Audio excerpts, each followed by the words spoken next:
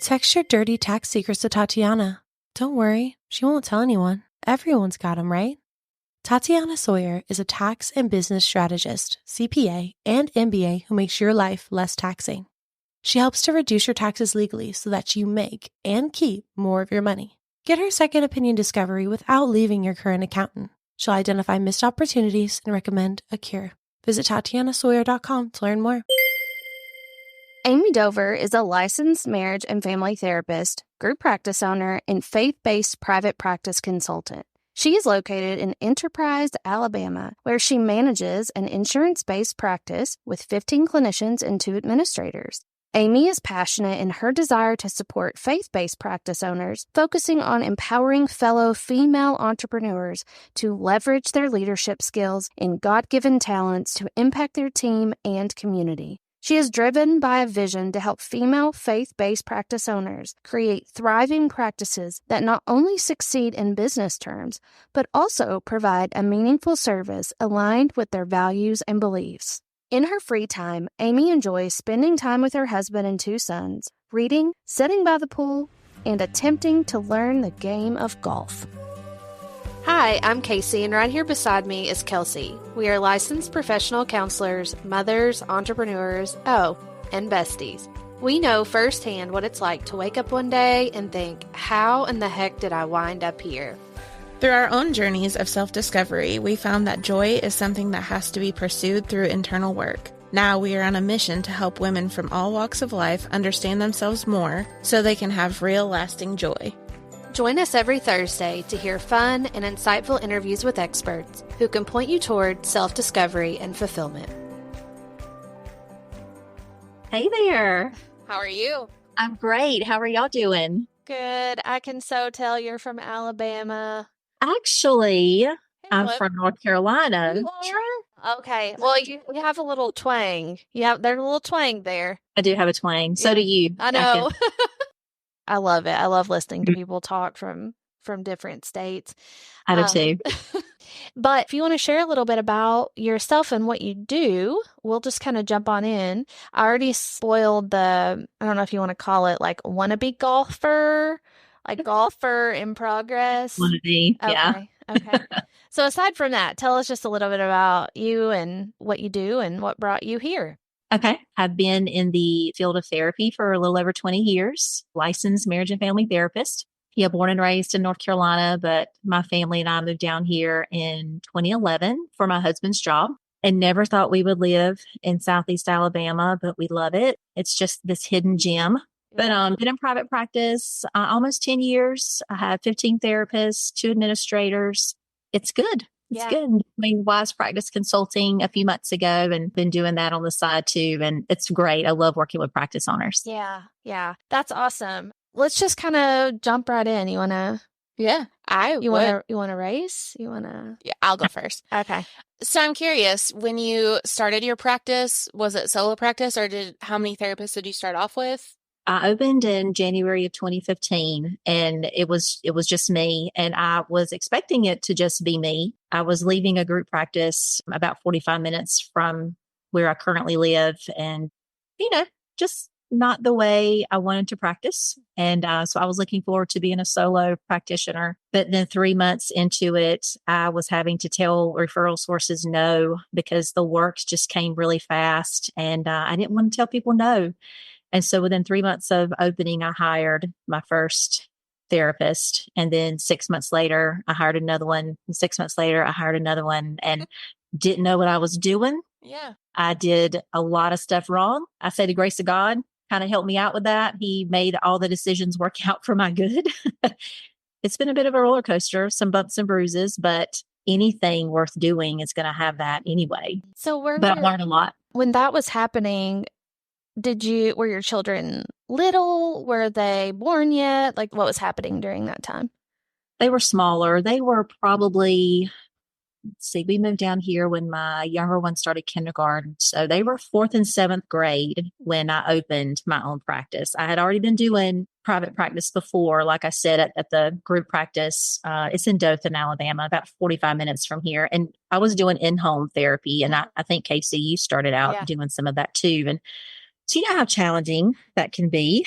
it was with Medicaid clients and their families. And I would be in and out of houses and schools all day. And I actually wore scrubs to do that because you never knew what environment you were going to be in. And it taught me a lot. I learned how to be a better clinician and I think a better human doing that. So my kids were already used to me being gone for long hours of the day, dad getting them to the ball field and I would meet them there. And my mentor at the time, when I told him that I was thinking about opening a practice, he was so sweet, but also honest and said, "Oh, clinically, you're good, Amy. You're going to be fine. Personally, you're going to struggle because of the kids." And he was right. Yeah. How many times do we say, like, obviously we love our children and all the things they're joys, but how much more we could get accomplished, which we do on weeks that we don't have kids, we get so much more accomplished than on the weeks that we do have kids. And that's just a part of it. But we've had to kind of learn the flow of that. Yeah. I think for me, speaking, so my oldest daughter is 14 and she was growing up when I was doing all of that in-home stuff. I don't think it really affected her a whole lot because like what you were saying, I just kind of changed my schedule around when I had her versus when she was with her dad, and I would work like long days when I didn't have her. So I think for me anyway, it didn't really affect her. And then the second one, the middle one, she probably got the brunt of mom trying to figure out the work-life balance thing because that was when I actually started the group practice right after she was born. There was a lot of times where she took the hit because I had to work till the job was done because I had people depending on me. And yes, it's a lot of pressure. It is. I've told someone before that when my kids were younger, my biggest fear was that they would say when they got older is my mom spent more time with other kids than she did us. Yeah. And that's just always in my head. And you know how fear is. It's always bigger in your head than it typically is in the reality. But now that we're on the other side of things, and they're basically, they're young adults, they're 18 and 21. Now I can tell, because they'll talk about it. There's this feeling of pride that they have, like, oh yeah, my mom owns this. And why do people think it's my dad who owns it? It's my mom who owns it. And, I can tell that they're proud of their mom for what she's done. But there were days when that work-life balance, I never found it. I would just have to find a rhythm that worked for me and worked for my family. And there were challenging seasons for sure. Mm-hmm. I love it. Because, Kelsey, your daughter doesn't really know any different because it's all moms, on that side. But my kids, they think mom's the boss, like in everything, like I remember when I was still married to my ex, my daughter, who was young at the time, but she would just say, "No, mommy's my boss, not you." And that's not okay, Right. That's not okay. But I was just thinking, well, I do kind of make all the decisions and I'm a boss. Yeah. Uh-huh. And he never even corrected her because he's like, well, yeah, she's pretty much, but I think that it says a lot for children to grow up seeing their moms out here independently making decisions, doing things, making an impact on the community without, independent of whatever. Yeah. In the thick of those fears, how did you get through that? Or how did you work through the big fear of hey, I'm scared that my kids are going to grow up and think that I'm spending more time with other kids than them? Part of that was, well, doesn't everybody grow up with mommy and daddy issues? So let me just accept that. Yeah. But also a lot of it was my faith. I feel like I'm doing what I'm being called to do in this world. I'm trying to be the best mom that I can. I'm trying to be the best wife that I can. But would that also be the therapist and the practice owner that I've been called to be? Mm-hmm. And I'm going to trust that it's going to be okay in the end. That's most days it was just like that. And then the more I found my feet and the more I found my rhythm of being a group practice owner in particular, I was definitely able to find better boundaries and put better boundaries down with my time. And as they got older, I was able to step away a little earlier from my work day and not take as many clients and take them to something that they needed to be at instead of meeting them there. And it was like this gradual, I think, letting go of the fear, but it was particularly when they were younger that, like, oh my gosh, my kids are just going to think that their mom was never around. And I was. Just because I was late to a few things or missed a few things is not going to make them not able to function as adults. But, most of the time it was just, okay, I've got to give this over, and I can only control what I can control. I think it speaks a lot, though, to a couple of things. And some people may disagree with this, but I'll just say it anyway. I think it speaks a lot to just your values in general, because you said that you were doing what you believe that you were put on this earth to do. And being able to communicate that to your kids, they might not get it when they're 4 and 5 and, or like 9 and they want to do something and they can't because they're probably not going to get it then. But just being able to have that conversation with children and helping them understand that this is what I do. I'm here to help other people. I think that really sets them up for a strong moral foundation for themselves, for whatever that might be one day. It's funny because I remember when my younger son was particularly small, 5 or 6 maybe. And, in therapy, we typically work non-traditional hours anyway. We're not 8 to 5ers most of the time, which has always caused some friction with my husband too. He does work. He works a federal government job. So he's done it at 4:30. Okay. He's only now accepted in the last few years that, okay, Amy is never going to be at home when I'm at home. She's going to have later hours. It is what it is. But I remember having this conversation with my younger son, Noah, when he was 5 or 6. And he was saying things like, why can't you be at home all the time? Why do I have to do this? Or, why can't you homeschool me? And why can't, you take me here and take me there?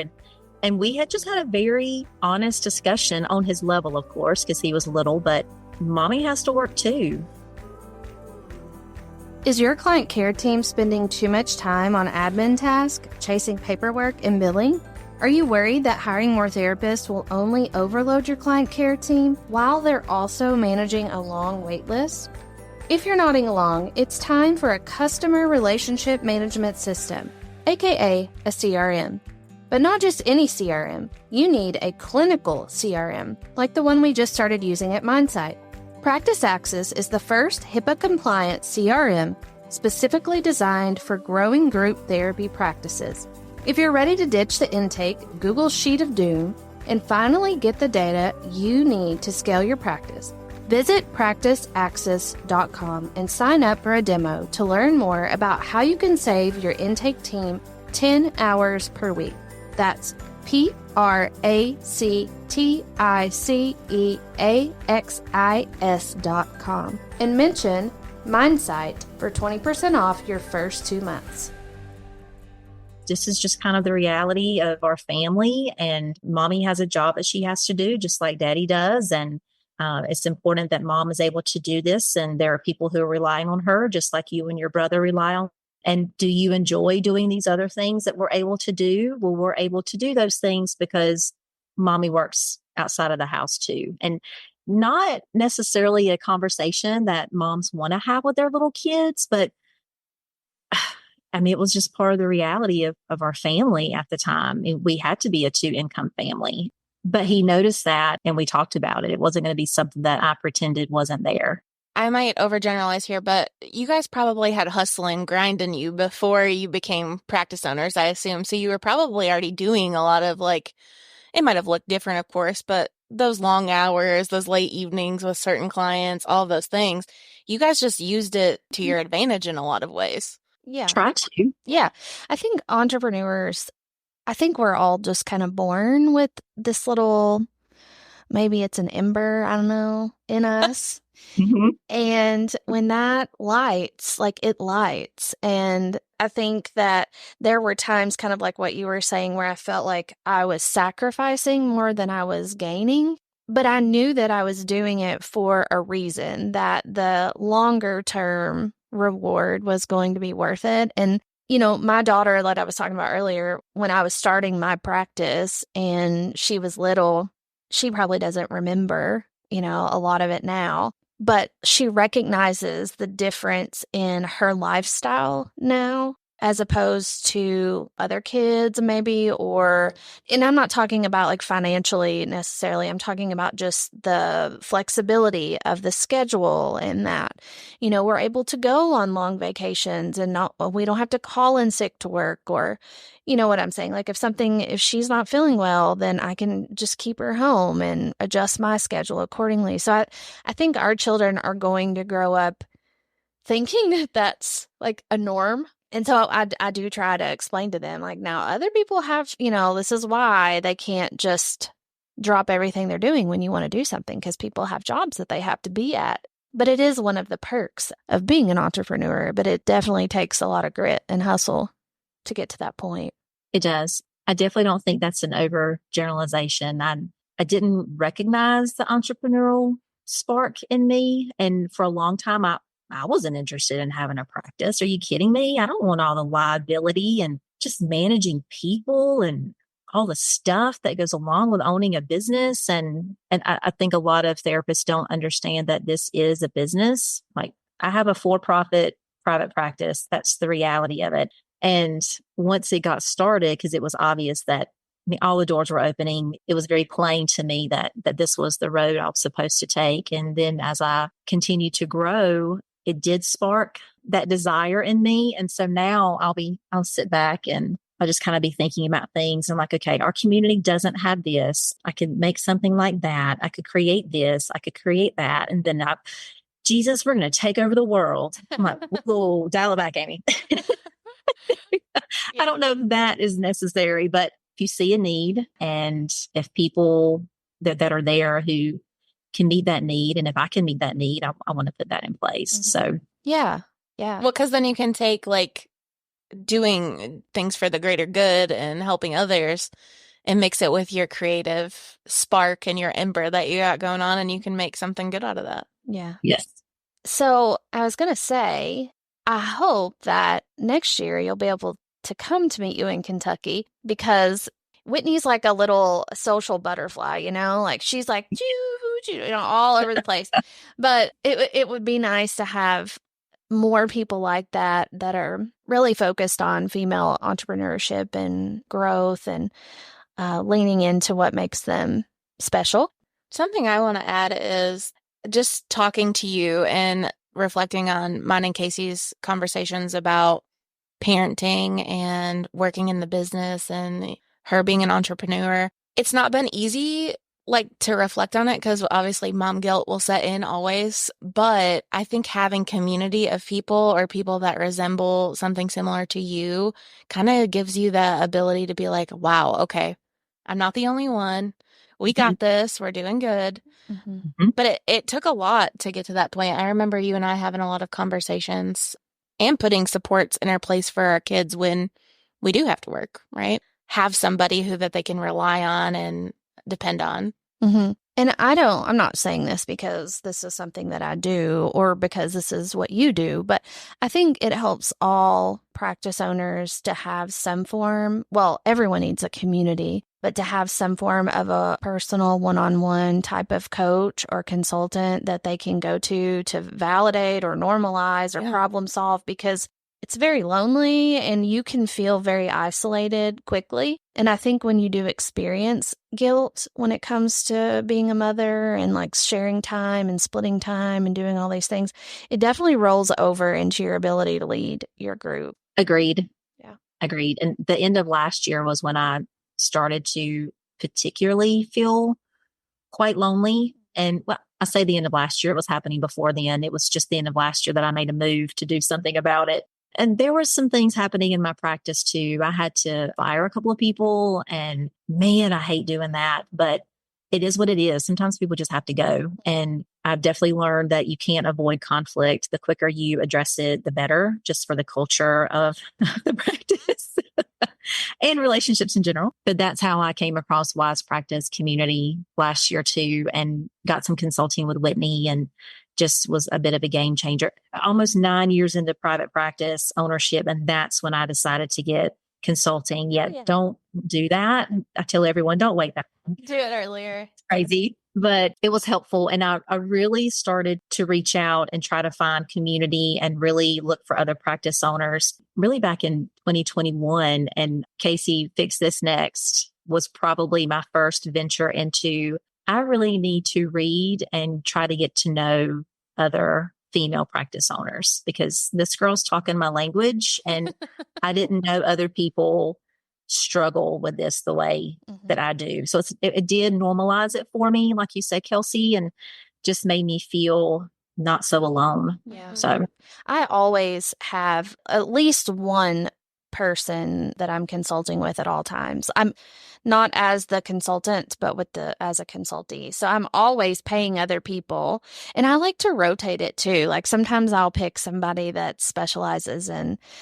digital marketing for a while, and I'll kind of learn what I want to learn there. And then I'll go into something that's, totally different. And I just think it kind of helps round you out as a person and a business owner. So for people who are listening that maybe are in our industry, how can they get a hold of you? Well, I am with Wise Practice Consulting, so they can go to wisepracticeconsulting.com and see my information and get information about consulting packages with me.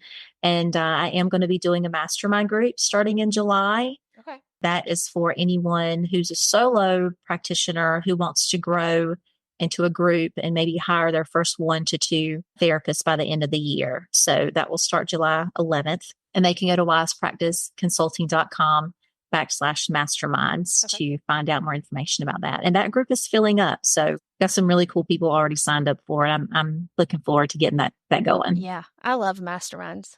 They're my favorite. Yeah. They're my favorite. It's just, I really love spending time with a group of like-minded people. And that's why I can't wait to get to meet you in Kentucky. I can't wait to go to Wise Practice Summit again. And just practice owners are my people. Like, you just get it. They get it. Yeah. How many times did we hear that at me in Kentucky there? And like Yolanda was walking around like, these are my people. And I'm like, yes.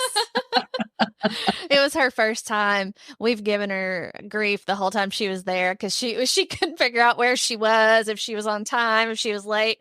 We were like, we're going to put that on our shirt for 2025 is where's your Rhonda? Because it was a blast. But, people just come and show up as they are, and they are appreciated and valued. And like, who doesn't want that? Yeah. Agreed. It's nice. Especially when a lot of times we don't really feel valued, and like what we do matters to the people who are with us. Yeah. So, yeah.